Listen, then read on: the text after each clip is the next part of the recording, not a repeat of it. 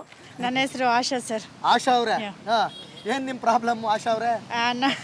ನೀವು ಡ್ರೈವರಾ? ಹೌದು ಸರ್, ನೀವು ಕ್ಯಾಪ್ಟನ್ನಾ? ನಾನು 6 ವರ್ಷದಿಂದ ರ್ಯಾಪಿಡೋ ಅಲ್ಲೇ ಕೆಲಸ ಗ್ರೇಟ್. ಮಾಡ್ತಾ ಇರೋದು. ಇವರಿಗೊಂದು ಇಡೀ ಕರ್ನಾಟಕ ರಾಜ್ಯದ ಜನತೆಯಿಂದ ಇವರಿಗೊಂದು ಕ್ಲಾಪ್ಸ್ ಬರಲೇಬೇಕು ಹೆಣ್ಮಕ್ಳಿಗೆ. ಯಾಕಂತಂದ್ರೆ ಯೂಶಲಿ ಹೆಣ್ಮಕ್ಳು ಆಟೋ ಓಡಿಸೋದನ್ನ ನಾನು ಕೇಳಿದ್ದೆ. ಒಂದು ನಿಮಿಷ ಸರ್. ಯೂಶಲಿ ಹೆಣ್ಮಕ್ಳು ಆಟೋ ಓಡಿಸೋದನ್ನ ನಾನು ಯೂಶಲಿ ನೋಡಿದ್ದೀನಿ. ಆದರೆ ಇವರೆಲ್ಲ ಕ್ಯಾಪ್ಟನ್ ಆಗಿ ಬಂದಿದ್ದೀರಾ, ಪರವಾಗಿಲ್ಲ, ನಂಗೆ ಭಾಳ ಸಂತೋಷ ಆಗ್ತಾ ಇದೆ. ಎಷ್ಟು ವರ್ಷದಿಂದ ಮಾಡ್ತಾ ಇದ್ದೀರಾ? ನಾವು 6 ವರ್ಷದಿಂದ ಮಾಡ್ತಾ ಇದ್ದೀವಿ. 6 ವರ್ಷದಿಂದ 6 ವರ್ಷದಿಂದ ಫುಲ್ ಟೈಮ್. ಒಂದು ದಿನಕ್ಕೆ ಎಷ್ಟು ಸಂಪಾದನೆ ಮಾಡ್ತೀರಾ ರ್ಯಾಪಿಡೋದಲ್ಲಿ? ಆಗುತ್ತೆ ಸರ್, 1,000 1,500 ಅಷ್ಟೇ ಹೌದಾ? ಸರ್. ಎಲ್ಲ ಎಷ್ಟು ಉಳಿಸ್ತೀರಾ ಪೆಟ್ರೋಲ್ ಎಲ್ಲ ಖರ್ಚು ಮಾಡಿ? ಅದೇ 1,000 ರೂಪಾಯಿ ಉಳಿಯುತ್ತೆ ಸರ್, ಎಲ್ಲ ಖರ್ಚೋಗಿ. ಎಲ್ಲ ಖರ್ಚೋಗಿ 1,000 ರೂಪಾಯಿ ತಿಂಗಳಿಗೆ ಒಂದು 30,000 ಡೈಲಿ ಮಾಡ್ತೀರಾ ಅಥವಾ ಒಂದಿನ? ಇಲ್ಲ ಸರ್, ಡೈಲಿ ಅಲ್ಲ, ವೀಕ್ಲಿ ಒನ್ಸ್ ಇರುತ್ತೆ. ಇನ್ನು 6 ಡೇಸ್ ತಗೊಬೋದು, ಇಲ್ಲ ಅಂದ್ರೆ ಇಲ್ಲ ಮಾಡ್ಬೋದು. ತಗೊಳ್ತೀರಾ? ಇಲ್ಲ ಸರ್, ರಜಾ ತಗೊಳ್ಳಲ್ಲ ಆಲ್ಮೋಸ್ಟ್. ಯಾಕಂದ್ರೆ ಮನೆಯಲ್ಲಿ ಇವಾಗಿರೋ ಪರಿಸ್ಥಿತಿಯಲ್ಲಿ ತುಂಬ ಕಮಿಟ್ಮೆಂಟ್ಸು ತುಂಬ ಜಾಸ್ತಿ ಇದೆ. ಮತ್ತೆ ಸಿಂಗಲ್ ಇಂಡಿಪೆಂಡೆಂಟ್ ಪೇರೆಂಟ್ಸು ತುಂಬ ಜನ ಸಫರ್ ಆಗ್ತಾ ಇದ್ದಾರೆ ಇವಾಗ ಬೆಂಗಳೂರಲ್ಲಿ.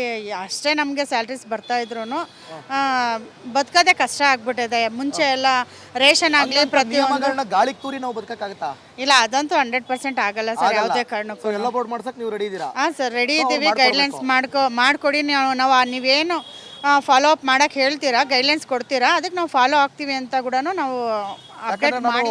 ಎರಡೂ ಥರನೂ ಮಾತಾಡಬೇಕಾಗತ್ತೆ, ಕಾನೂನು ಚೌಕಟ್ಟಲ್ಲೇ ನಾನು ಮಾತಾಡಬೇಕಾಗತ್ತೆ. ಈಗ ಒಂದು ವೇಳೆ ಎಲ್ಲ ಬೋರ್ಡ್ ಮಾಡೋಕ್ಕಾಗಲ್ಲಮ್ಮ, 2 ವೀಲರ್ ಅಂತಂದ್ರೆ ಯಾವತ್ತಿದ್ರು ಡೇಂಜರು. ಹೋಗ್ತಾ ಇರ್ಬೇಕಾದ್ರೆ ಅಲ್ಲಿ ಇಲ್ಲಿ ಟಚ್ ಆಗಿ ಬಿದ್ದು ಹೆಚ್ಚು ಕಮ್ಮಿ ಆಯಿತು ಅಂದರೆ ಯಾರು ಹೊಣೆ? ಇದಕ್ಕಾಗಿ ನಾವು ಎಲ್ಲ ಬೋರ್ಡ್ ಮಾಡಿಕೊಡಲ್ಲ. ನೀವು 2 ವೀಲರಲ್ಲಿ ಓಡಿಸಂಗೆ ಇಲ್ಲ ಅಂದರೆ ಏನು ಮಾಡ್ತೀರಾ? ಆ ಥರ ಹೇಳಿದ್ರೆ ನಾವು ಅದೇ ಥರ ಈಗ ಆಟೋನೇ ಯೂಸ್ ಮಾಡ್ತೀವಿ ಸರ್. ಹಂಗಿತ್ತು ಅಂದ್ರೆ ಆ ದಾರಿಗೆ ಬರೋಕ್ಕೂ ರೆಡಿ ಇದ್ದೀರಾ? ಆ ದಾರಿಗೂ. ಯಾಕಂದ್ರೆ ಈಗ ಆಟೋರು ಹೇಳ್ತಾ ಇದ್ದಾರೆ ಅವ್ರ ಹೊಟ್ಟೆ ಮೇಲೆ ನಾವು ಹೊಡೆದ್ಬಿಟ್ಟಿದ್ದೀವಿ ಅಂತ. ಮತ್ತೆ ನಮ್ಮ ಹೊಟ್ಟೆ ಮೇಲೆ ಇವಾಗ ಅವರು ಹೊಡೆದ್ರೆ ನಿಮ್ಗೇನೋ ಕೆಪಾಸಿಟಿ ಇದೆ, ಒಂದು 5 ಲಕ್ಷ ಹಾಕಿ ಆಟೋ ತಗೊಳಗೆ ಮಿಕ್ತವ್ರಿಗೆ ಆಗ್ಬೇಕಲ್ಲ? ಅದೇ ಸರ್, ಇರೋರು ಮಾಡ್ಕೊಂತಾರೆ ಅಷ್ಟೇ. ಮಾತಾಡ್ತೀನಿ ಅಂತ. ಹೌದು ಸರ್, ಅಲ್ಲ, ಇರೋರು ಮಾಡ್ಕೊಂತಾರೆ, ಇಲ್ದಿರೋರು ಏನೋ ಬೇರೆ ಕೆಲಸನೋ ಇಲ್ಲ ಮತ್ತೊಂದು ಮಾಡ್ತಾರೆ. ಇದರಲ್ಲಿ ಇನ್ನೊಂದು ಏನು ಗೊತ್ತಾ ಸರ್, ಮೇಯ್ನ್ ಬಂದ್ಬಿಟ್ಟು ತುಂಬ ಜನ ಯಾರೇ ಆಗಲಿ ಎಜುಕೇಷನ್ ಇರೋರು ಇಲ್ಲಿ ಇದ್ರಲ್ಲಿ ಮಾಡ್ತಾ ಇಲ್ಲ. ಮತ್ತೆ ಏಜು ಆಗಿರುತ್ತೆ, ಹಾಗಾಗಿ ಕಂಪ್ನಿಗಳೆಲ್ಲ ಎಲ್ಲೂ ನಮಗೆ ಜಾಬ್ಗಳು ಸಿಗಲ್ಲ. ಈಗ ಉದ್ಯೋಗ ಅಂತೂ ನೀವು ಸೃಷ್ಟಿಸ್ತಾ ಇಲ್ಲ, ಅಟ್ಲೀಸ್ಟ್ ಉದ್ಯೋಗ ಇವರೇ ಹುಟ್ಟಿಸ್ಕೊಂಡು ಏನೋ ಮಾಡ್ತಾವ್ರೆ. ನಾವೇ ಏನೋ ದಾರಿ ನೋಡ್ಕೊಂಡು ಇವಾಗ ಕೆಲಸ ಮಾಡ್ತಿದ್ದೀವಿ. ಏನಾದ್ರೂ ಸಮಸ್ಯೆ ಇದೆಯಾ?